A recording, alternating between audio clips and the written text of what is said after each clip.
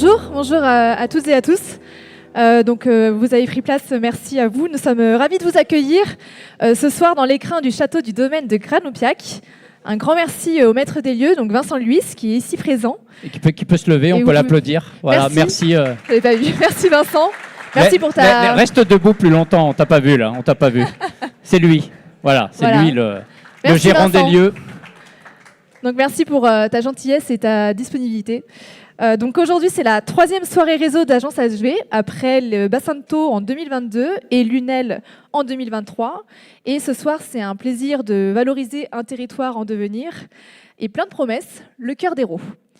L'ambition de la soirée, donc, c'est de mieux faire connaître l'économie du cœur d'Hérault, bien sûr, et aussi créer du lien entre vous, décideurs, élus, entrepreneurs, en rassemblant donc le réseau de Hubert Vialat qui est à mes côtés et qui est journaliste correspondant des Échos en Occitanie et fondateur d'Agence HV. Bon, je ne le présente plus, vous le connaissez bien. Donc Hubert, bonsoir. Bonsoir Sarah, je te présente. Tu es directrice déléguée d'Agence HV et tu fais vivre l'aventure depuis 4 ans déjà. On vous propose de débuter cette soirée réseau par 2 heures de débat. Donc 2 heures, ça peut paraître long, mais il y a plein de gens très très intéressants qui vont intervenir et ça va passer très très vite. Des débats riches et ça sera sur un ton qu'on va essayer de faire le plus journalistique possible avec des questions-réponses. J'en profite donc pour toutes et tous vous saluer, entrepreneurs, élus, institutionnels, parlementaires, je crois aussi, il y a peut-être le sénateur Billac qui va nous rejoindre, ainsi que mes confrères. J'ai vu métropolitain Jean-Marc Aubert, l'inénarrable Jean-Marc Aubert qui était avec nous, et je crois Midi Libre aussi, Vincent Couture, chef des sports, qui va nous rejoindre. Pour la bonne qualité, évidemment, des échanges, de l'écoute dans cette belle salle, peut-être vous pouvez mettre vos téléphones en mode vibreur, ce qui ne vous empêche pas, bien sûr, de partager, commenter, réagir sur vos réseaux sociaux. N'hésitez pas. Agence HV et moi-même, on remercie les partenaires de cette soirée, sans qui cette soirée ne pourrait pas se tenir. La communauté de communes de la Vallée de l'Hérault, Atelier Tuffry, Vinci Autoroutes et la région Occitanie-Pyrénées-Méditerranée. Alors, c'est le plus grand palmarès de sport collectif en France. Entraîneur et directeur général du Montpellier Handball pendant 30 ans, de 1994 à 2024, c'est mon âge. 14 titres de champion de France, 13 Coupes de France, 2 Ligues des Champions en 2003 et 2018, des dizaines de joueurs propulsés sur la scène internationale, ancien prof de sport et en quelque sorte façonné des champions du monde et champions olympiques, grâce à son exigence au quotidien rythmée par 3 mots, le travail, le travail, le travail. Il est aujourd'hui conseiller régional délégué à l'attractivité et au rayonnement de la région Occitanie pour essayer de faire rayonner au mieux l'Occitanie et ses marques, comme il a su le faire avec le Montpellier Handball. Alors, en cette année olympique en France, c'est un monument du sport français qui nous honore de sa venue ce soir, mesdames et messieurs. Un tonnerre d'applaudissements pour Patrice Canaillé.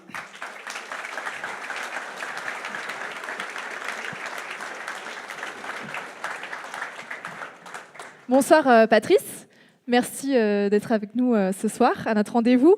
Déjà, première question, comment vous allez après ce dernier match, le tout dernier match, le 30 mai au FDI Stadium? Déjà, merci de m'accueillir. Je suis très heureux d'être ici. En plus, c'est un endroit que j'aime beaucoup et j'y ai beaucoup de connaissances et d'amis et je suis très heureux de les retrouver ce soir. Je vais bien, je vais bien. C'était une période un petit peu particulière pour moi parce que moi, je suis quelqu'un qui ne me retourne jamais derrière. Je ne regarde jamais, j'aime pas les photos, il n'y a rien chez moi qui rappelle le métier que je fais. Et là, j'ai été obligé pendant une semaine de me retourner à travers les témoignages que j'ai reçus, à travers les interviews. Et j'avoue que ça a créé beaucoup d'émotions et un sentiment de nostalgie que je ne connaissais pas.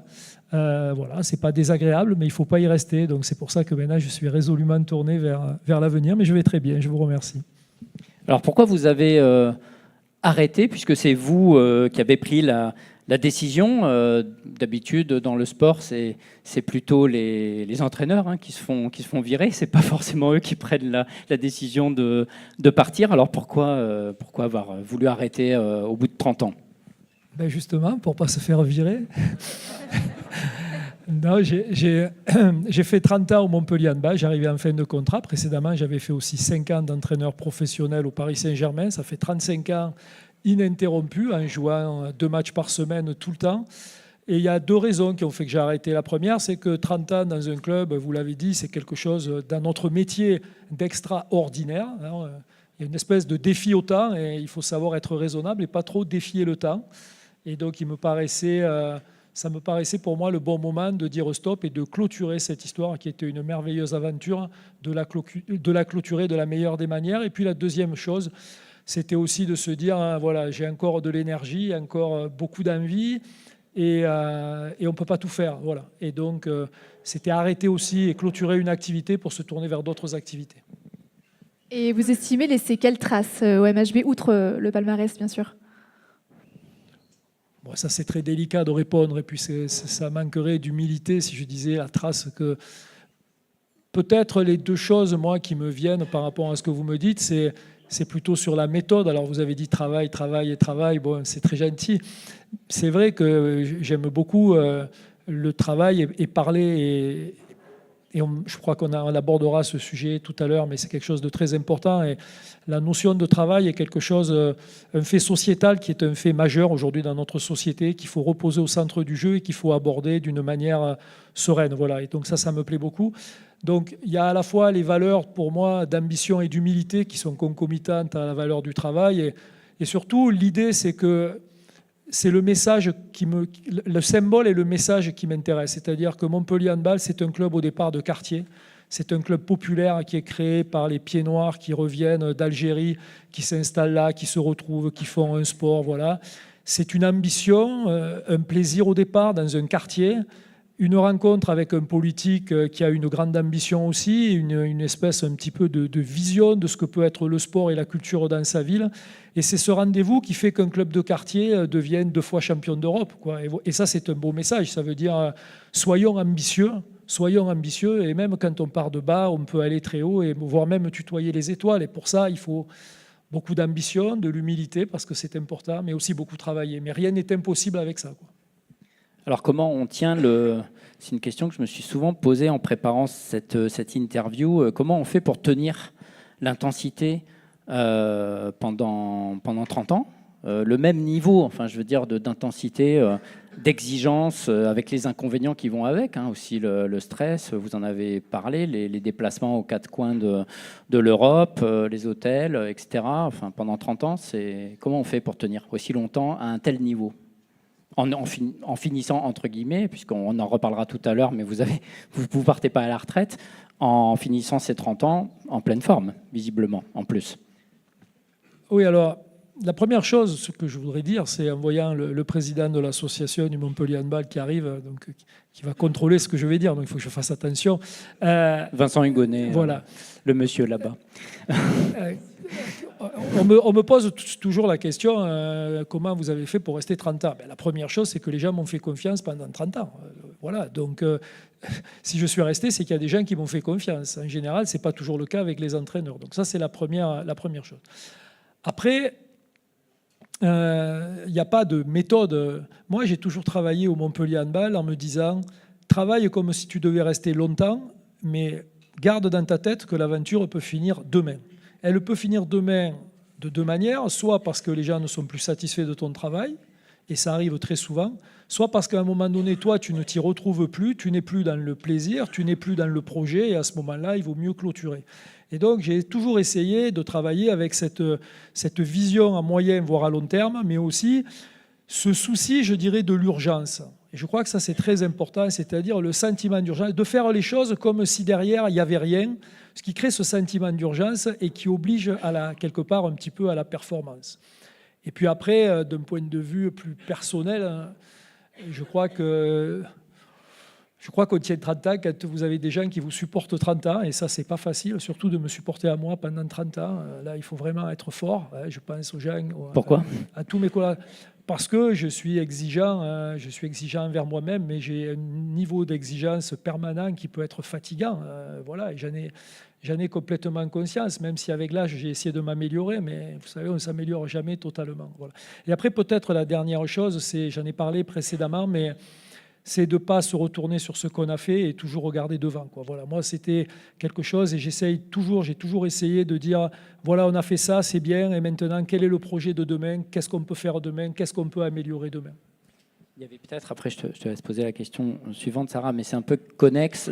Dans ces 30 ans, il y a eu presque une cassure, malgré vous, hein, en 2012, l'affaire des paris, enfin des paris truqués. Alors je dis ça, c'était il y a 11 ans, par certains joueurs, je crois, c'est allé en justice, etc.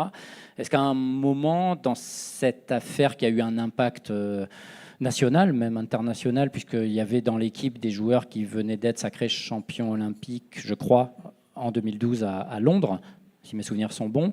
Je me rappelle, j'étais venu à la conférence de presse que vous aviez fait à l'époque de crise. Hein, là, on était en pleine communication de crise, c'est le cas de le dire. Est-ce qu'à ce moment-là, vous n'avez pas eu envie de tout lâcher à un moment ou pas? Ou ça vous a renforcé? Comment vous l'avez vécu ce moment? Non, on ne lâche pas quand on est responsable, on ne lâche pas le gouvernail quand le bateau tangue. Ça, c'est pas possible, ça, c'était pas envisageable. Il y a eu des fois dans ma carrière à Montpellier où j'ai envisagé, où j'ai été sollicité sur d'autres projets, et c'est logique de peser à un moment donné, de regarder quel est aussi votre intérêt par rapport à ce que vous avez envie de faire. Mais non, à ce moment-là, à aucun moment j'ai envisagé de quitter le navire. D'ailleurs, j'ai bien fait, puisque 3 ans après, on a gagné la Ligue des Champions. Et donc, je pense que ça a été peut-être l'épisode le plus important pour moi de ma vie professionnelle. Pourquoi le plus important? Parce que c'est un exercice auquel on n'était pas préparé, et ça m'a beaucoup appris sur ce qu'était la nature humaine. Voilà. Et ça, c'est important. Parce qu'à un moment donné, je dirais que ça m'a fait vieillir très vite. Voilà. Sur ce qu'est la nature humaine. Pendant un moment, ça a été difficile parce que ça m'a rendu un peu aigri sur la nature humaine, je dois l'avouer. Je me suis même posé la question de savoir si j'allais continuer à faire ce métier. Trahi par votre vestiaire. C'est pas trahi, non, c'est pas aux joueurs que j'en veux le plus. D'accord. Vous savez, il y a quelque chose qui s'appelle « on ne scie pas l'arbre sur lequel on est assis ». Ça veut dire que...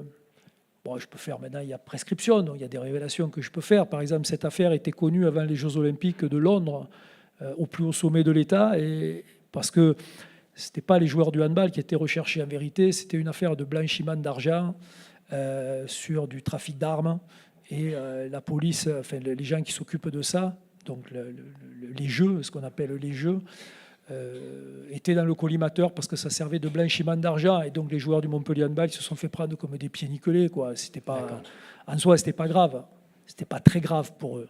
Ils n'auraient pas dû l'assumer de cette manière, mais c'était pas très grave. Non, ça m'a beaucoup appris sur le pouvoir, sur le fait qu'à un moment donné, il ne faut pas faire de vagues, de protéger l'institution au détriment de la règle. Voilà. Donc ça m'a beaucoup appris sur la nature humaine, et aujourd'hui, ça va me servir, je pense. Ma question était sur la communication qui vous passionne.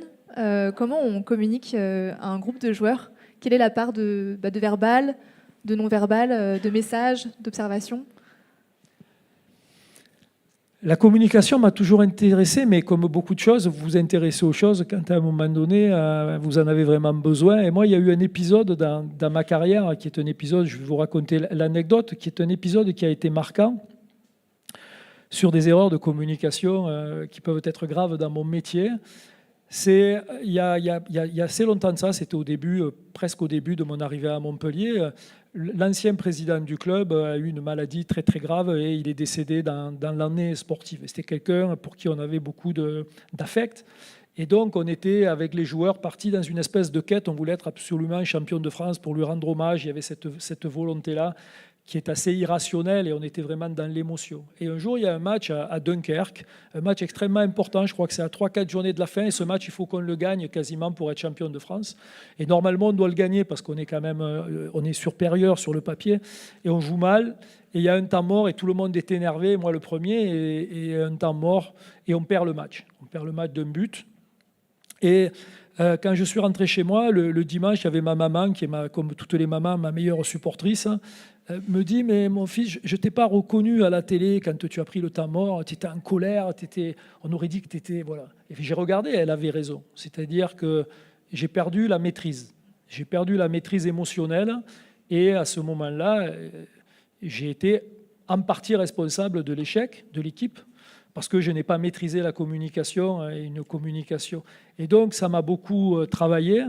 Et après, j'ai beaucoup travaillé, pour le coup, sur les techniques de communication, parce que c'est souvent un message que j'aime passer dans le management. Les gens croient souvent qu'on est né avec des qualités, c'est inné, on sait parler ou on sait manager. En vérité, je crois que tout se travaille, et la communication en particulier. C'est pour ça qu'aujourd'hui, c'est un sujet qui me passionne, et notamment la communication en temps de crise. Et voilà, on pourra aller plus loin, mais c'est un sujet, moi, qui me passionne et que je développe souvent avec des entreprises. Et après, pour communiquer dans des temps réduits, vous parliez des temps morts. Je ne sais pas combien de temps ça dure, d'ailleurs, un temps mort au hand. Excusez-moi pour mon ignorance. Ça dure réglementairement 1 minute. Ouais. Et selon comment on est au score, on essaye de les faire durer ou moins longtemps ou plus longtemps. Ouais, d'accord. Et quand vous avez 8 ou 9 nationalités devant vous, qu'il y a la fanfare dans le stade, il faut faire passer des messages. Enfin, vous avez votre tablette qui vous aide pour faire passer des messages très simples. Dessin à l'appui, peut-être. C'est ça, je crois. Vous pouvez revenir peut-être sur ce détail, mais qui a son importance.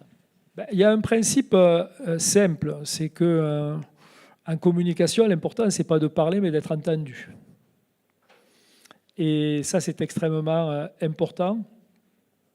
Et donc, pour être entendu, il faut utiliser tout ce qui est possible d'utiliser. Donc, il y a la parole, mais il y a beaucoup l'attitude. Et ce qui fait la différence dans le sport de haut niveau, contrairement à ce qu'on croit, c'est la maîtrise des émotions. C'est-à-dire qu'à un certain niveau, quand vous arrivez au moment paroxysmique où va se jouer un match, ce sont les émotions et la gestuelle et la maîtrise des émotions qui vont faire la différence. Et les émotions altèrent la capacité de compréhension. Et donc, il faut pouvoir, à un moment donné, jouer avec ces émotions. Et le langage corporel est extrêmement, extrêmement important par rapport à ça. Savoir rassurer avec le regard, savoir rassurer avec les gestes. Et la tablette, oui, mais la tablette, c'est surtout pour vérifier que les joueurs ont bien compris ce que j'ai dit.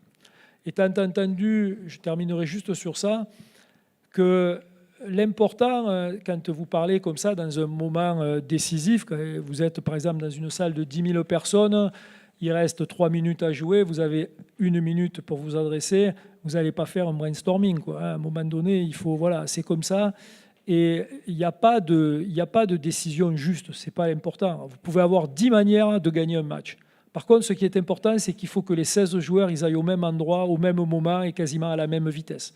Et c'est ça qui est très important, c'est-à-dire c'est pas savoir ce que l'on va choisir, mais faire en sorte que ce que l'on a choisi, on y aille tous ensemble en même temps.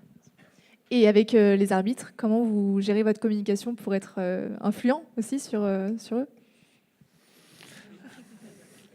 J'étais content là parce que en même temps que le jour où j'ai arrêté, où j'ai joué le dernier match avec Montpellier, il y avait deux sœurs qui sont des arbitres très expérimentés, d'ailleurs qui vont être aux Jeux Olympiques et qui arrêtaient aussi leur carrière nationale. Et dans une interview, elles ne me l'ont pas dit à moi, mais dans l'interview qu'elles ont fait, elles ont dit que je parlais très très peu et que chaque fois que je disais quelque chose, elles se posaient la question de dire mais s'ils nous parlent, c'est que ça doit être sérieux et que ça doit être grave. Et donc, ça veut dire que dans la communication, à un moment donné, l'important, ce n'est pas le volume de ce que vous dites, mais c'est la pertinence de ce que vous dites. Et donc, l'idée avec moi pour les arbitres, c'était de dire si je peux les influencer juste 1 fois par match, alors il ne faut pas dépenser trop d'énergie ailleurs. Mais par contre, si tu ne parles pas pendant 60 minutes et si tu parles une seule fois, là, peut-être tu vas être entendu. Alors que si tu parles pendant 60 minutes, là, tu ne seras pas entendu. Le MHB a gagné deux Coupes d'Europe, en effet, enfin de Ligue des Champions 2003-2018, à 15 ans d'intervalle.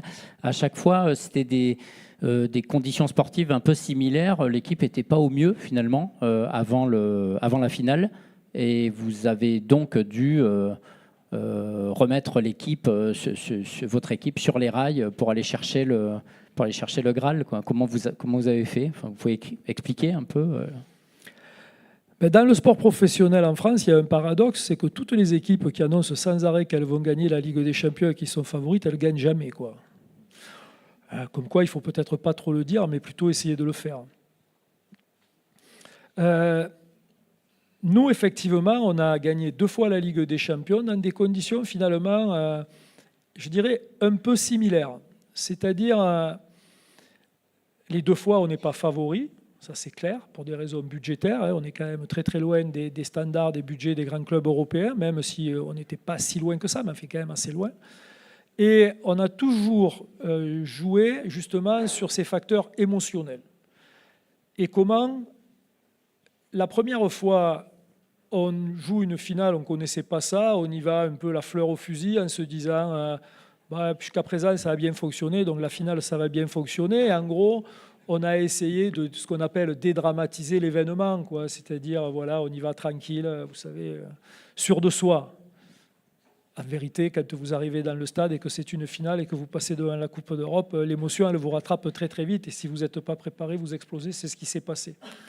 Et la deuxième fois, c'est un peu différent. 3 jours avant, on perd le titre de champion de France à Saint-Raphaël et on joue 3 jours après la demi-finale de la Ligue des Champions alors qu'on est à Saint-Raphaël. Et moi j'ai utilisé ce que j'appelle la théorie, la méthode de la piscine, c'est-à-dire que en gros, quand vous êtes entre deux eaux, c'est très difficile de remonter parce que, en gros, vous perdez, mais c'est toujours la faute à l'autre, quoi. C'est la faute aux arbitres, c'est la faute à ça, c'est la faute au ballon qui est trop lourd, il pleut. Enfin, bon, il y a toujours une raison. Moi, au contraire, j'ai essayé à chaque fois de descendre le plus bas possible dans les facteurs négatifs. C'est-à-dire, l'idée, c'est d'amener les joueurs, d'amener tout le monde, le staff, à un sentiment de révolte. C'est-à-dire qu'on ne soit plus dans la réflexion et qu'on soit dans l'action. Voilà. Alors c'est violent comme méthode, il ne faut pas le faire souvent quand même. Mais voilà, et la théorie c'est que quand vous êtes au fond de la piscine, vous avez 2 solutions. Soit vous mourrez et vous coulez, ou plutôt vous coulez et vous mourrez, soit vous poussez au fond pour remonter. Voilà. Et à chaque fois on est allé profond dans la piscine, donc c'est dur. C'est dur parce que psychologiquement c'est pas simple, mais à chaque fois on est remonté. Et quand vous remontez et que vous réussissez à gagner, eh ben là ça crée des souvenirs incommensurables. Voilà. Mais ce que je voudrais dire c'est que gagner au plus haut niveau européen, ça ne se fait pas dans la facilité. C'est-à-dire aujourd'hui, j'écoute tous les commentateurs qui parlent, mais finalement qui ne connaissent pas grand-chose. Gagner au très haut niveau, je pense que c'est pareil en politique et je pense que c'est pareil aussi dans le business. Ça nécessite, c'est violent. C'est-à-dire que la haute performance, ce n'est pas le monde des bisounours, quoi. Voilà. C'est pour ça qu'il faut faire attention quand j'entends tout le monde dire on va faire de la performance. Je dis attendez, vous ne savez pas où vous mettez les pieds. Faire de la haute performance, il faut pouvoir le supporter. Ce n'est pas facile. Et d'ailleurs, pour gagner ces nombreux titres, vous avez dû détecter beaucoup de talents. Qu'est-ce qu'un talent finalement, selon vous, selon Patrice Canaillé? Parce que talent, c'est un mot qu'on entend quand même assez souvent, mais finalement, qu'est-ce que ça veut dire? Et puis en plus, voilà, vous avez dû détecter et faire exploser beaucoup de talents. Donc, parmi les centaines de joueurs que vous avez entraînés, voilà, est-ce que vous pouvez nous expliquer un petit peu plus ce que c'est un talent et comment vous l'avez fait, vous pouvez les faire propulser? Pour faire le lien avec la question précédente, pour pas qu'il y ait d'ambiguïté, j'ai dit, bon, à un moment donné, on a beaucoup joué sur les émotions, etc., etc. Mais enfin, si vous jouez avec les émotions, avec des ânes, vous n'allez pas gagner. Hein.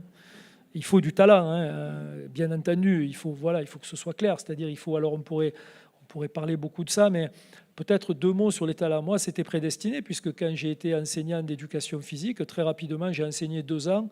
Et très rapidement, j'ai travaillé pour le ministère de l'Éducation nationale sur une mission de recherche sur les jeunes talents. C'était l'Éducation nationale qui essayait de détecter les jeunes talents. Il y a plusieurs types de talents, mais il y a quand même quelques constantes. La première chose, c'est qu'un talent, c'est quelqu'un qui a un point fort. Alors moi, je me suis fait piéger longtemps parce que j'avais la culture professeur d'éducation physique. La culture professeur d'éducation physique, on a la culture de l'être parfait, quoi. C'est-à-dire on veut faire des gens qui sont bons partout, dans toutes les disciplines, etc.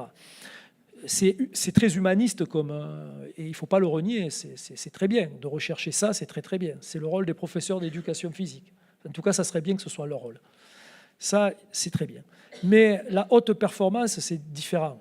La haute performance, c'est aller chercher des gens qui ont des points très forts et qui vont développer leurs points très très forts. C'est-à-dire un joueur moyen partout, vous n'en ferez pas un champion. Et donc, il vaut mieux avoir des points faibles, mais avoir des points forts. C'est pour ça que ce qu'on recherche, nous, dans la détection, c'est en général 1 et 2. Quand il y a 2, il ne faut pas laisser passer. Voilà. Mais ces points forts, ça peut être des choses faciles à repérer. Il y a des fois, par exemple, ils y sont pour rien, les joueurs. Quand vous êtes né, que vos parents font que vous faites 2,05 m et en plus vous êtes gaucher, bon, ben voilà, ça c'est une forme de talent. Mais ça, vous n'y pouvez pas grand-chose, quoi. Donc il y a des talents comme ça que vous ne pouvez pas, puis il y en a qui se travaillent. Et il faut rajouter dans les talents quand même, qui sont extrêmement importants, c'est les talents de nature mentale et psychologique. Voilà, alors, je vais citer parce que ça me fait plaisir de le citer, mais je vois le papa d'un joueur que j'ai entraîné qui est face à moi. C'est un joueur que j'ai détecté alors qu'il n'était pas du tout détecté. Il ne devait pas rentrer dans le centre de formation. C'est un jeune qui n'avait pas été pris. Et je vais voir les finalités des championnats de jeunes. On appelle ça les Interpol chez nous. Et ce joueur qui était passé à travers toutes les mailles de la détection, je l'ai imposé au staff parce qu'il avait eu sur ces 2 matchs une attitude. Enfin, l'équipe perdait, ils étaient en difficulté. Et c'était le seul qui était capable de se révolter et de tenir la baraque. Voilà. Et donc ça, tu dis, ça, c'est des traits de caractère. Ça, il ne faut pas laisser passer ce genre de choses. Voilà. Donc les talents, ce n'est pas que sur le physique, mais c'est aussi sur l'aspect mental. Et ça peut se détecter très tôt. Donc là aujourd'hui, vous avez 63 ans et vous avez toujours finalement pendant 30 ans entraîné des joueurs grosso modo qui avaient entre 18 et 35 ans à peu près, enfin, à la louche. Est-ce qu'il y a des méthodes qui marchaient il y a 30 ans qui marchaient plus là à la fin? Est-ce que vous avez j'imagine que vous avez dû vous adapter des méthodes, lesquelles? Qu'est-ce qui a le plus changé peut-être sur les dernières saisons de votre longue carrière au MHB? C'est le paradoxe de ce métier, c'est que moi je ne me suis pas vu vieillir, mais bon, malheureusement j'ai vieilli parce que j'avais toujours l'impression d'entraîner les mêmes joueurs avec le même âge. Mais moi j'ai commencé ma carrière très tôt, j'ai entraîné avant 5 ans au Paris Saint-Germain, moi j'ai entraîné en professionnel à l'âge de 30 ans. Mon premier poste c'est à 30 ans, et en plus j'ai commencé par entraîner les joueurs avec qui je jouais, donc ce qui n'est pas forcément simple non plus. À cette question, il y a 2 approches. Il y a une approche personnelle, donc je vais répondre assez vite. Est-ce qu'on manage à 30 ans comme à 60 ans? Bien évidemment, non. Mais ce n'est pas l'âge qui fait la différence. C'est entre guillemets, c'est la connaissance que vous avez de la vie. C'est à la fois l'expérience dans votre activité, mais beaucoup plus important, l'expérience que vous avez de la vie. Je parlais de l'affaire des paris. Après l'affaire des paris, j'ai managé de manière très différente. J'ai managé l'équipe de manière très, très différente parce que j'avais tiré un certain nombre de leçons, et notamment le fait que le danger vient toujours de l'intérieur. C'est-à-dire quand tu es en situation de réussite, il faut toujours être très attentif à ce qui se passe à l'intérieur de ton dispositif plutôt qu'à l'extérieur de ton dispositif. Donc la méthode managériale a évolué de par ma personnalité, de par les expériences, les échecs et les réussites. Et ça, c'est important, et c'est surtout là qu'est le plaisir. C'est-à-dire que dans le mode managérial, tu essayes d'être le plus efficace possible à l'autre. C'est ça le mode managérial. Et donc, j'ai testé des choses, des fois, je me suis planté, je suis revenu en arrière. Voilà. Il faut essayer, il faut savoir innover. On ne peut pas demander aux autres d'innover si on n'innove pas aussi. Voilà. Donc, il y a eu des évolutions très importantes, mais surtout, l'évolution, elle est liée au fait qu'on entraîne des gens qui sont dans un contexte et dans une société complètement différente. C'est-à-dire que je parlais du rapport au travail. Le rapport au travail, c'est un phénomène qui est un phénomène social, mais c'est aussi un phénomène sociétal. Et donc, je crois que c'est très important de prendre ça en compte. Après, il y a d'autres paramètres qui sont importants. C'est, vous l'avez dit, moi j'entraîne dans l'équipe, j'ai entraîné ces dernières années jusqu'à 9 nationalités, 3 continents représentés, 3 religions représentées sur un groupe de 20. Donc ça veut dire qu'il faut apprendre un certain nombre de codes et il faut apprendre à faire respecter un certain nombre de codes. La vie en équipe... Pour moi, la vie en équipe, c'est comme vivre en tant que nation, quoi. C'est exactement la même chose. Ça relève d'un certain nombre de codes. Alors, on pourrait passer quasiment 2 heures à parler de ça. Mais ça, je crois que c'est très, très important. Et l'autre point sur lequel je veux insister sur l'évolution managériale, c'est que même si la société évolue et le rapport à la performance est le même. C'est-à-dire que quand quelqu'un vient te voir en te disant « Coach, demain, mon objectif, c'est d'être champion olympique », il y a 2 choses qui me paraissent importantes. La première, c'est ne jamais casser les rêves des gens. J'ai fait quelquefois cette erreur-là au début de ma carrière, c'est-à-dire si tu dis au gars « Non, mais non, ça c'est impossible », fais attention parce que peut-être il va te démontrer le contraire et là, tu auras l'air d'un idiot, quoi. Donc, ne jamais casser les rêves des individus quand on manage. Par contre, essayer de leur faire comprendre qu'entre le rêve et la réalité, il y a un espace à combler. Et cet espace, chez moi, c'est l'espace du travail, c'est-à-dire que pour aller de là à là, il y a un prix à payer. Et ce prix à payer, c'est le travail et les efforts que tu vas consentir, à condition que le travail, parce que c'est un autre versant du travail, que le travail soit organisé. C'est-à-dire que le travail doit avoir du sens, sinon c'est de l'agitation. Voilà. Et ça, c'est très important de définir à la fois la quantité et le sens que tu donnes à ce travail-là. Mais il y a quand même un truc qui vous a un peu agacé, je pense, peut-être sur les dernières années. C'est une tendance sociétale de... Je vois ce que vous voulez dire, je pense que la salle comprendra. C'est parce que pour performer au plus haut niveau, il faut se mettre un petit peu sous pression quand même aussi, j'imagine. C'est la tendance du « je te dérange pas, tu ne me déranges pas ». C'est quelque chose que vous voyez émerger, ce qui m'a un peu surpris d'ailleurs, y compris dans les équipes de très haut niveau, où on est un peu obligé de s'engueuler, je pense, de temps en temps pour aller plus loin. Vous pouvez juste expliquer ça ? Quand je parle du travail, il faut que les choses soient claires. Moi, mon expérience professionnelle, je parle dans le contexte de la haute performance. Et tout le monde n'est pas obligé d'aller dans la haute performance. Tout n'est pas transposable dans toutes les entreprises, évidemment. À discuter, mais en tout cas, je tiens à le mettre en préambule. Il y a un triptyque qui est vraiment important, c'est les aspirations individuelles, l'individu, le collectif, l'équipe, mais le collectif de manière globale, et la performance. Et la performance, on peut la hiérarchiser. Par rapport à ce que vous me dites, peut-être plusieurs remarques. On est dans une société où on est passé d'une époque où, et là il n'y a pas de jugement de valeur, c'est une analyse. On est passé d'une époque où on travaillait pour se nourrir, pour nourrir sa famille, à une époque où on a essayé de donner du sens au travail, et on était dans la logique du sens au travail, avec une évolution progressive, avec une aspiration au bien-être au travail. C'est une réalité factuelle des aspirations individuelles. Et de l'autre côté, moi, quand on me fait intervenir dans le monde de l'entreprise, je n'ai pas encore rencontré une entreprise qui me dit « expliquez-nous comment on fait pour être moins performant ». Alors la performance, elle peut être économique, sociétale, il y a différentes manières de l'évaluer. Mais la volonté, c'est l'amélioration. Et souvent, on a cru, alors je ne vais pas citer d'exemple parce qu'on n'a pas trop de temps, mais je pourrais vous citer un exemple d'une entreprise avec qui j'ai échangé il n'y a pas très longtemps, et pendant 3/4 d'heure, les responsables RH m'ont expliqué tout ce qu'ils avaient fait pour les salariés et les cadres. Et puis à la fin, j'ai dit, mais à quoi je sers ? Pourquoi vous me demandez d'intervenir ? Parce que finalement, on a fait tout ça, mais il n'y a pas d'amélioration de la performance. Et le concept, c'était en gros, plus je mets les gens dans de bonnes conditions, plus naturellement, ça va mieux se passer. Ce n'est pas aussi naturel que ça. Voilà. Ça veut dire que le passage de 1 à... Ça ne veut pas dire qu'il ne faut pas mettre les gens dans de bonnes conditions, entendons-nous. Mais ce n'est pas naturel. Le passage, il faut le manager. C'est comme des fois, quand en politique, on dit par exemple, on construit un gymnase, on a une politique sportive. Non. Quand je construis un gymnase, je crée un moyen, je ne crée pas une politique. Donc, ça veut dire que ça se manage. Et ce que vous dites est très intéressant. Pourquoi ? Parce qu'une équipe performante, c'est une équipe où le niveau d'exigence est très élevé, à condition que ce niveau d'exigence ne soit pas uniquement vertical. Il faut qu'il soit transversal. C'est-à-dire, s'il n'y a que l'entraîneur qui met le niveau d'exigence, ça ne fonctionne pas. Ça va fonctionner un temps, mais ça ne va pas fonctionner. Il faut arriver à ce qu'à l'intérieur de l'équipe, les individus soient avec un niveau d'exigence extrêmement fort les uns sur les autres, voire même, encore mieux, qu'ils soient très exigeants vers le staff. C'est-à-dire, en gros, si moi je fais un entraînement qui ne va pas, il faut que le joueur vienne me dire « non, ton entraînement, on n'a rien compris, ça ne valait rien, c'était un mauvais entraînement ». Voilà. Alors, ce n'est pas facile, ça. Ce n'est pas facile parce qu'on a tous de l'ego, mais c'est indispensable à la très haute performance. Et sociétalement, ce n'est pas souvent ça qui se passe.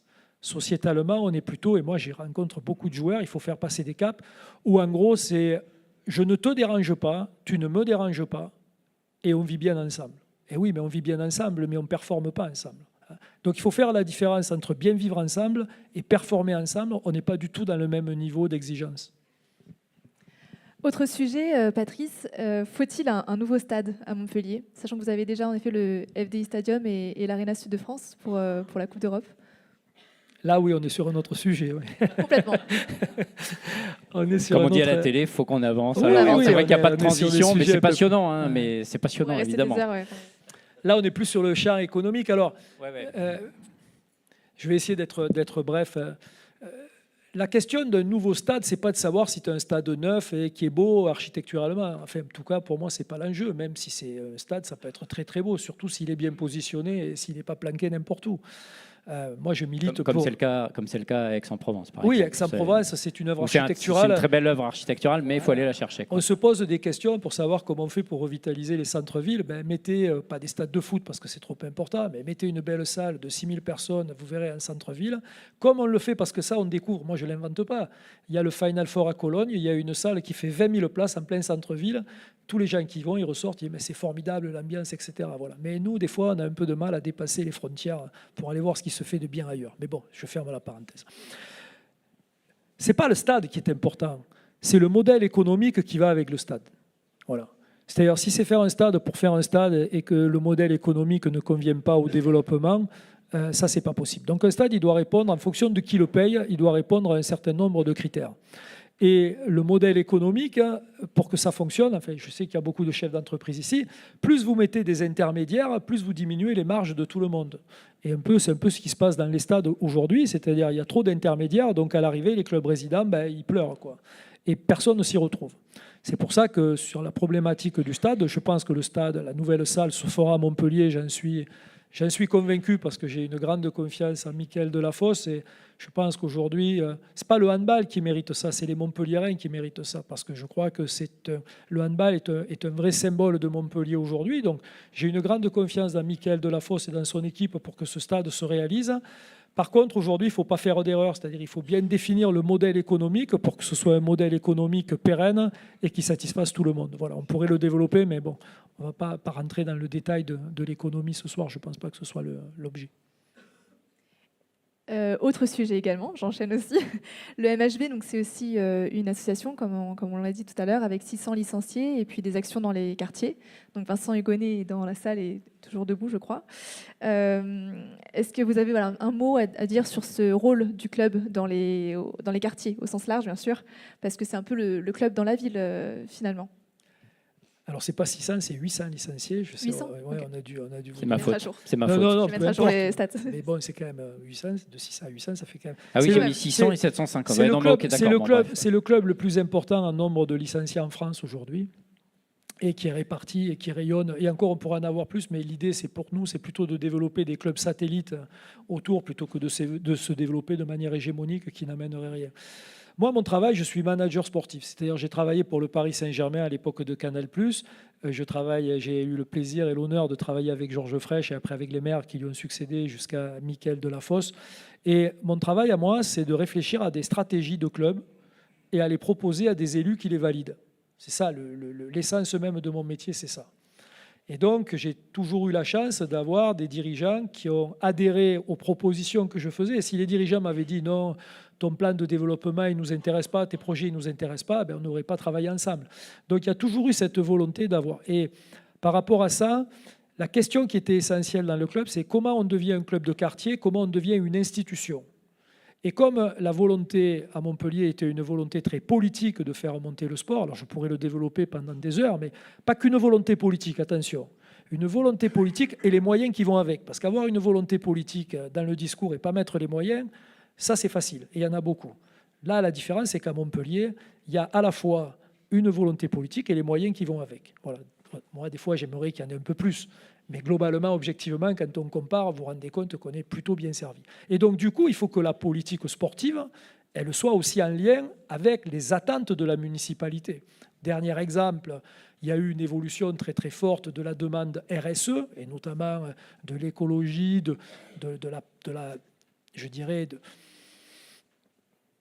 ce qui est la RSE de manière globale, à la fois l'environnement, mais aussi la démarche sociétale. Pour nous, il y avait le problème de la féminisation. Et donc, comme c'était une tendance forte à Montpellier et qu'il y avait une volonté d'aller vers ça, on est rentré là-dedans en disant voilà nous ce qu'on va vous proposer comme stratégie pour que la stratégie soit à la fois la stratégie du club, mais soit une stratégie qui soit partagée avec les collectivités territoriales et les partenaires privés. Et justement, pour rebondir sur la féminisation, est-ce que ça manque un peu de femmes au MHB? Est-ce que vous avez une volonté aussi de développer, est-ce que le MHB a une volonté de développer le hand féminin et de peut-être à terme développer une section aussi féminine professionnelle? Si vous voulez venir vous inscrire, vous pouvez. Et Oui, oui, on accélère. Alors, il faut savoir que historiquement, notamment les sports de salle, avant, à notre époque, quand on était jeune, c'était beaucoup de clubs universitaires et donc c'était des clubs mixtes, quoi. Il y avait hommes et femmes.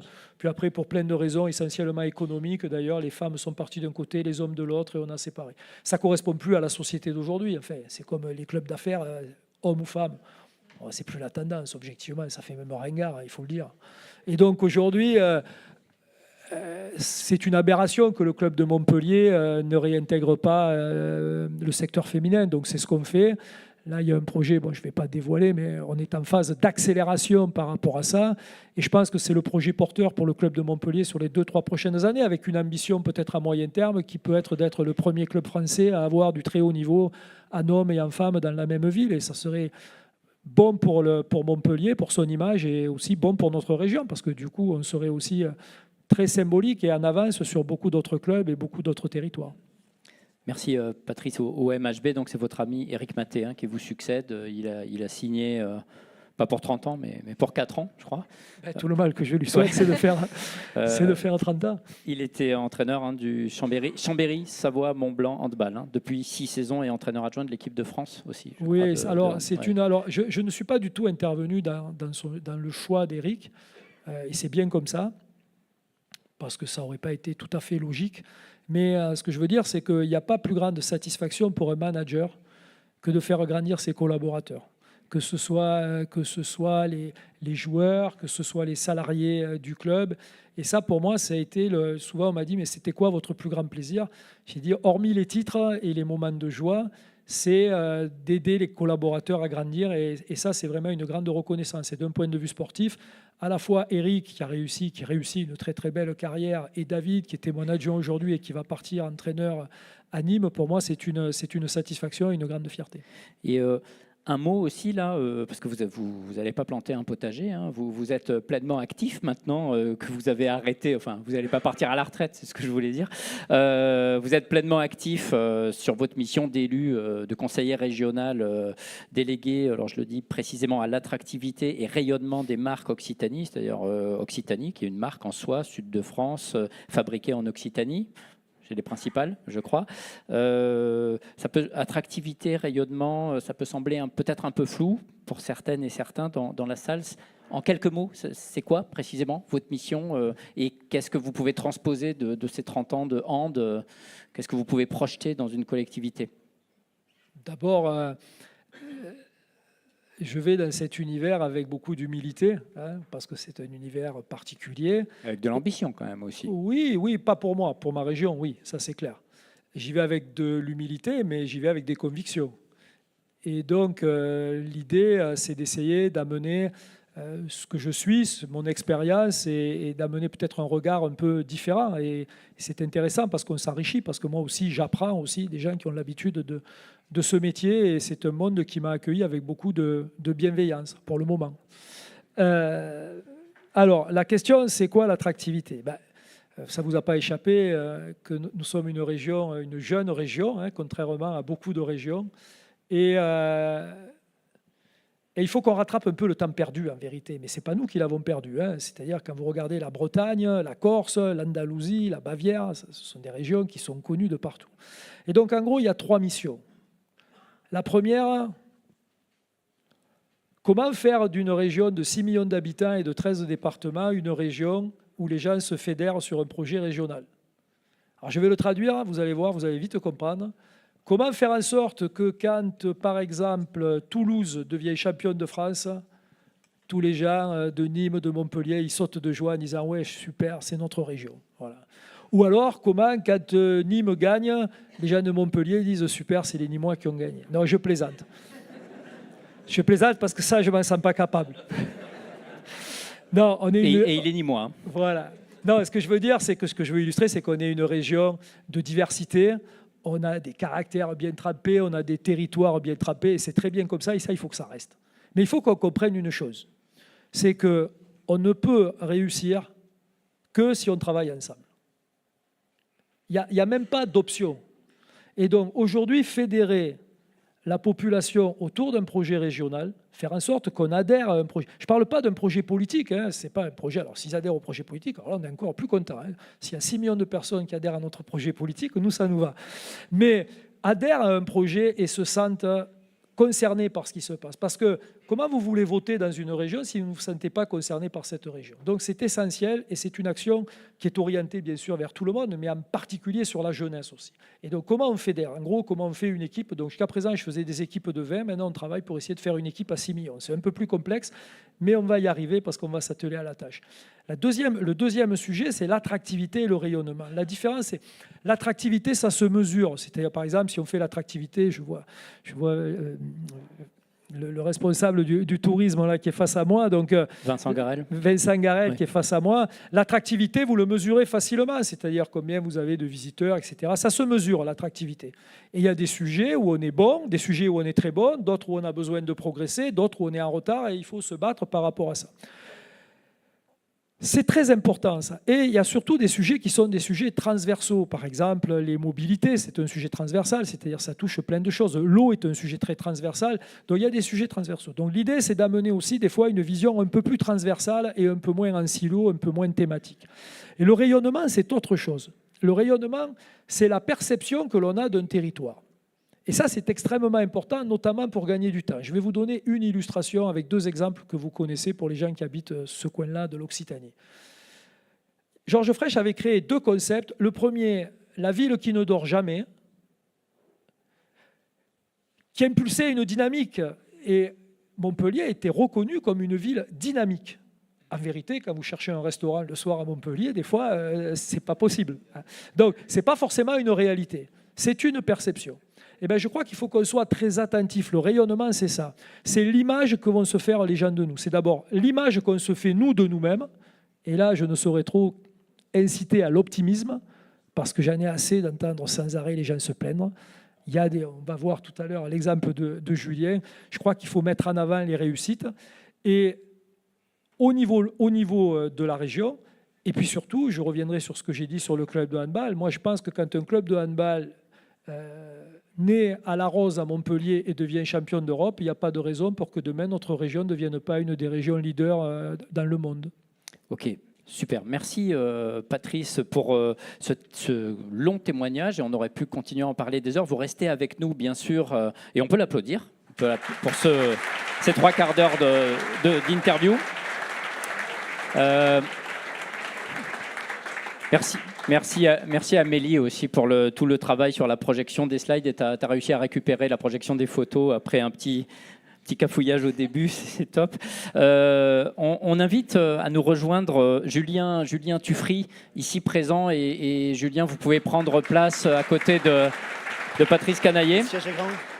Vous êtes dirigeant d'atelier Tuffry à Florac, en Lozère, une manufacture de jeans et une boutique que je vous invite à aller découvrir et visiter. C'est pas très loin. Par la route, en tout cas, quand on met sur une application, il y a marqué 80 km. Après, par la route, bon, c'est 1 heure, 1 heure et demie. Mais il y a un dépaysement garanti. On est très bien accueillis et c'est passionnant de visiter une manufacture de jeans au cœur des Cévennes. Patrice et Julien, vous avez pas mal de liens tous les deux et c'était pas du tout fait exprès en préparant cet événement. D'ailleurs, je les ai découverts au hasard.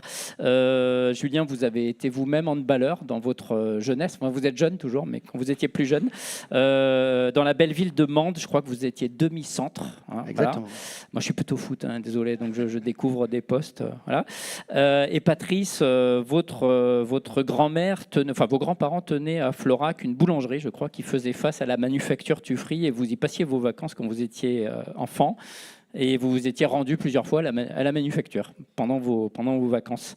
Alors, peut-être Sarah peut poser la première question, parce que je ne fais que parler là, à Julien qui, voilà, je te laisse le micro. Ma première question, c'était, le secteur de l'habillement souffre quand même, avec beaucoup de fermetures, mais vous ouvrez votre boutique à Montpellier demain, au 13 boulevard du Jeu de Paume, exactement, vous avez d'ailleurs le flyer qui sera distribué ensuite dans les tote bags. C'est dans la lignée donc, des investissements qui sont faits sur votre siège social à Florac, en Lozère. C'est quoi la recette Tuffry? Alors bonsoir à toutes et tous. Merci beaucoup. Si dans ma jeune carrière d'emballeur, on m'avait dit qu'un jour je serais sur le même banc que Patrice Canaillet, j'aurais signé. Bon, mais ce sera pas au bord d'un terrain. On va parler entrepreneuriat. Alors du coup, évidemment, très touché par les propos de Patrice. Et c'est là à quel point on voit le lien entre le haut niveau sportif et l'entrepreneuriat. En fait, il y a des ponts. Alors je vais répondre, la perche est trop belle, je vais la saisir. Pourquoi ça marche bien? J'ai entendu 3 mots. Travail, travail et travail, je crois. Donc évidemment qu'on a beaucoup travaillé. Après, pour ceux qui j'aime replacer ce contexte, nous on fabrique aujourd'hui, donc juste derrière les Gouales, là, c'est pas très loin à vol d'oiseau. Bon, par les routes, ça tourne un peu plus, mais à vol d'oiseau, c'est pas très loin. On fabrique ici, dans cette région, donc la Lozère, évidemment, je vais aller dans la caricature avant que ce soit vous qui allez. Hein. Ce département le plus rural et le moins peuplé de France. On fabrique là-haut le produit qui est le plus échangé dans le vestimentaire sur la planète, le jean. Donc encore une fois, si c'est pour répondre à ta question, ça va pour se dire comment on fait pour concurrencer le très gros, en fait on ne les concurrence pas parce que la guerre du volume et du prix bas, on l'a perdu. Mais justement, c'est parce qu'il y a ces espèces de gros mastodontes de la mode qui abîment quand même beaucoup de choses qu'il y a énormément de chemins de traverse qui s'ouvrent et qui s'ouvrent basés sur des choses qui vont être profondément sincères. Enfin, on parlait de travail, de sincérité et aussi de clarté. C'est de se dire, nous, on va proposer une espèce d'alternative absolument géniale de sincérité, de travail, de franchise. Et ce qui est génial aujourd'hui, mais je crois qu'on va un petit peu en reparler après, c'est que aujourd'hui, on peut avoir... c'est toujours intéressant d'intervenir comme ça sur des rencontres entrepreneuriales. C'est que moi, j'ai plein de casquettes. J'ai la casquette d'une boîte familiale qui a 132 ans, d'une boîte rurale, on est en Lozère, d'une boîte artisanale. Et pourtant, aujourd'hui, ce qui est marrant, c'est que depuis notre Lozère, on envoie des jeans partout sur la planète. Donc ça, c'est intéressant. Et je pense qu'il y a beaucoup d'acteurs de territoire qui sont là. Je trouve qu'aujourd'hui, et c'est pour ça, cher Patrice, on compte beaucoup sur vous pour justement dynamiser tout ça. Mais aujourd'hui, le fait d'être une manufacture de territoire n'importe où, ce n'est plus du tout un problème pour le développement économique. On envoie des jeans partout sur la planète, on a des gros marchés sur Corée du Sud, Japon. Bon, mais voilà, c'est chouette. Et ça va au Crédit Agricole de Florac. Et ça va au Crédit Agricole, vous avez retenu cette anecdote. Et ça va au Crédit Agricole de Florac, et ça sert à alimenter le sens de une la manufacture. formule, hein, il aurait été bon journaliste. Ok, mais là, vous racontez, ça semble simple dit comme ça, mais vous avez repris donc avec votre femme Myriam, qui est accaparée là, par l'ouverture de la boutique demain, et on le comprend bien, évidemment. Vous avez repris cette entreprise familiale, certes, mais vous l'avez repris il y a 8 ans et elle était beaucoup moins florissante. Vous étiez tous les deux... cadres supérieurs dans des grands groupes avec des RTT. Vous étiez bien, quoi, vous, à Veolia, pour ne pas citer cette petite entreprise, et Myriam à Azura, dans les tomates cerises, je crois. Enfin, pour moi, c'est ça. Ok, à Perpignan.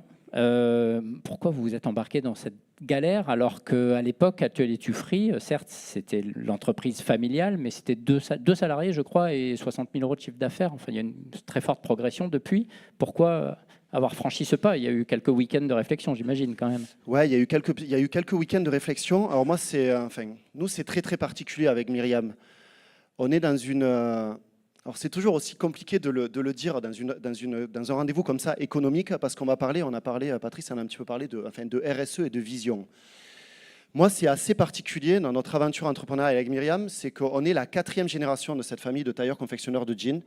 Très longtemps, pendant 30 ans, la maison Tuffry en Lozère, ça a été les dernières paires de mains à fabriquer du jean en France. Enfin, très longtemps, depuis dès que je sortais de l'école, j'allais dans l'atelier de mon père, je poussais un peu les tas de jeans, je faisais mes devoirs, et quand je finissais un peu tôt mes devoirs, je me mettais à la machine. En fait, moi, on me l'a complètement presque interdit d'aller à la machine. Moi, je suis né en 86, en 2000, j'ai 14 ans. Enfin, en 2000, quand on est fils d'un artisan qui en a un peu chié avec son histoire de manufacture et qu'on est très bon élève à l'école, il faut surtout pas faire de métier manuel. Enfin, ça aussi, il y a quand même un gros sujet là-dessus. Donc, en fait, l'idée, ça va vraiment d'être dans une politique entrepreneuriale assez particulière. C'est que donc, moi, je suis la 4e génération. Il y en a eu 3 ans, il y en aura peut-être 10 après. Nous, notre mission entrepreneuriale, c'est pour ça que c'était chouette d'entendre parler du temps long avec Patrice, notre mission entrepreneuriale, ce pourquoi on se lève tous les matins, c'est de dire, et on aura vraiment réussi, quand dans 30 ans, on cédera les clés d'une entreprise qui sera à la pointe, écologiquement, humainement et économiquement. Et c'est pour ça que c'est dur de répondre à cette question sur l'ambition, parce que clairement, quand on manage une boîte qu'on veut revendre dans 5 ans, ou qu'on manage une boîte qu'on veut céder dans 30 ans, les biais managériaux, les biais économiques sont stratosphériquement différents. Donc nous, c'est toujours hyper difficile. Et typiquement, on est engagé dans des choses, alors c'est marrant parce qu'il y a mes banquiers qui sont là et on en parle beaucoup de ça, sur justement ce côté de qu'est-ce qui coûte cher aujourd'hui, mais qu'est-ce qui rapportera beaucoup après. Vous l'avez dit, Hubert, et je vous remercie, c'est que moi, c'est toujours très difficile d'être sur scène tout seul pour me gargariser de la réussite de la Maison du Ferry, parce que moi, tout seul, je ne suis personne. C'était super les mots du coach Canaillé, parce qu'en gros, c'est tout un écosystème humain. Ça, si vous devez peut-être retenir une chose de l'intervention de Julien Tuffery ce soir, c'est ça. 80% du coût de revient engine, c'est la main-d'œuvre. 80% du coût de revient engine, c'est la main-d'œuvre. Vous avez à beau avoir l'atelier le plus moderne du monde, 80% du coût de revient engine, c'est la main-d'œuvre. Donc, si on veut transmettre dans 30 ans cette magnifique entreprise, ça va passer par une chose, c'est fabriquer des jeans, vendre des jeans, mais surtout asseoir des gens derrière une machine à coudre 8 heures par jour. Alors, il y a le modèle des années 60 où la chaîne de production, le chronomètre, un peu de fouet, et voilà. Si on pense réindustrialiser la France et le Made in France avec cette méthode-là, je pense qu'on ne va pas y arriver. Donc, on a complètement réinversé la chose et en plaçant sur le temps long et surtout la valorisation des mains qui fabriquent. Donc, ayez juste une petite pensée quand vous faites le shopping et que vous achetez des jeans à 9,90 €, 19 €, 29 €. Qui est capable de faire tout ce travail pour si peu d'argent? C'est hyper important. Donc, si on ne place pas l'humain au centre, en fait, cette belle bâtisse qui est à Florac, elle ne tiendra pas.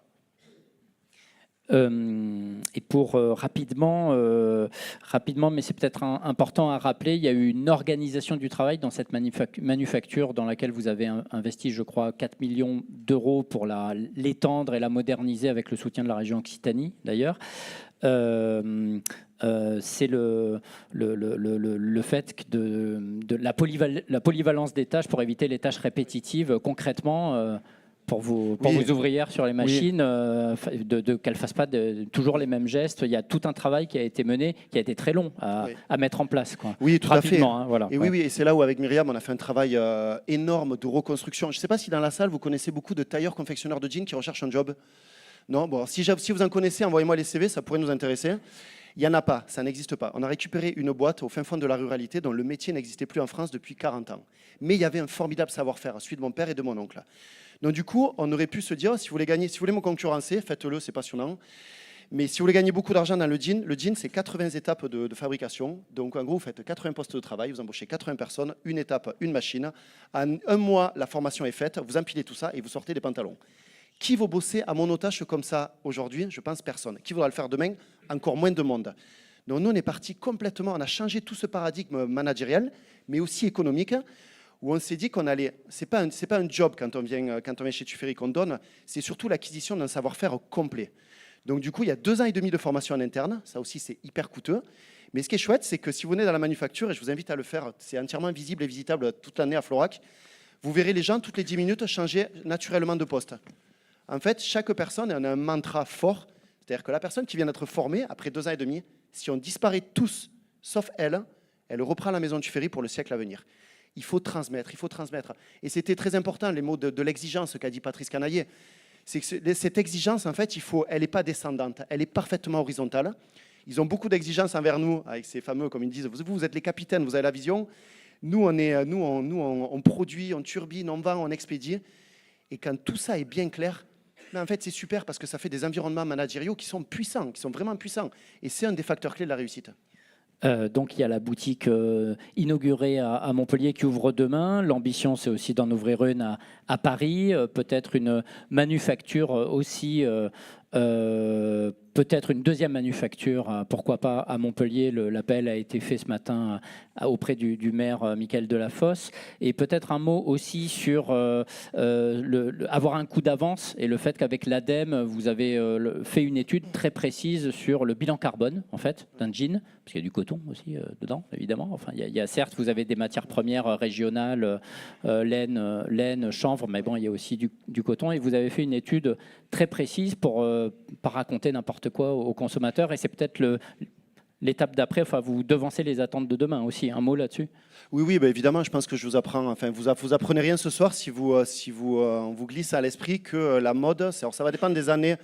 c'est le deuxième ou le troisième plus gros pollueur mondial. Voilà, la mode mondialisée. Mais il y a mode et mode. Donc ce qui est formidable, je le disais, c'est que plus la mode abîmera, plus il y aura une quête vers des choses beaucoup plus responsables et beaucoup plus logiques, on va dire. Donc évidemment, et ça c'est l'incroyable job que fait Myriam, hein, donc mon associée, mon épouse, ça fait cette personne, ça fait des années, 3 ans qu'on essaie toujours de se dire, et encore une fois, si c'est juste acheter un pantalon, enfin, les gens ne viennent pas à Florac et les gens ne font pas www.ateliertuffery.com. Évidemment qu'on cherche à se vêtir, évidemment il faut que ce soit beau, évidemment il faut que ce soit élégant, évidemment qu'il faut qu'on se sente bien. Mais derrière, quelle sera la consommation, le mode de consommation de demain? Et quand on dit qu'on a une ambition à 30 ans, c'est de se dire, est-ce que demain, alors là vous allez me prendre pour un gros utopiste, mais tant pis, c'est comme ça. Je pense que demain, nos biens de consommation, on les achètera plus forcément en euros, mais on les achètera en coût planète. Et là, à ce moment-là, quand on pèsera l'impact carbone de nos jeans, ben on s'aperçoit qu'aujourd'hui, ils sont 4 fois moins polluants qu'un jean qui vient de l'autre bout de la planète. Et peut-être que dans 30 ans, quand on commencera l'année avec notre espèce de bourse carbone, et on n'aura que ça à consommer, en fait, le jean Tuffery de Lozère, il sera sacrément pas cher, en fait. Dernière question, Sarah. Oui, en quelques mots, Patrice Canaillet, avec votre casquette région Occitanie, quel regard vous portez sur l'histoire de Tuffery? Côté sociétal, écologique, ça coche quand même pas mal de cases. Et ça contribue à l'attractivité ou au rayonnement. C'est difficile de n'avoir qu'une casquette quand je parle de Julien, comme vous l'avez dit. Voilà, on se connaît finalement assez peu, on s'est peu croisés, mais on a une histoire commune assez longue finalement. Moi, j'étais en train de penser à ce que je vous disais tout à l'heure, c'est comment un club de quartier peut gagner la Ligue des Champions et comment une entreprise de Lozère peut être connue dans le monde entier. C'est le même circuit. La première chose, c'est d'y croire. La première chose, c'est de se retrousser les manches et de se battre. Alors des fois, je dis ça parce que des fois, on me dit souvent, moi je parle avec beaucoup de monde aujourd'hui, on me dit « mais la région Occitanie est trop grande ». Alors je leur dis toujours la même chose, mais non, ce n'est pas la région qui est trop grande, c'est nous qui sommes trop petits. Et donc aujourd'hui, il faut voir grand. Et donc je pense que peut-être que les 2 exemples sont significatifs de l'ambition qu'on doit avoir.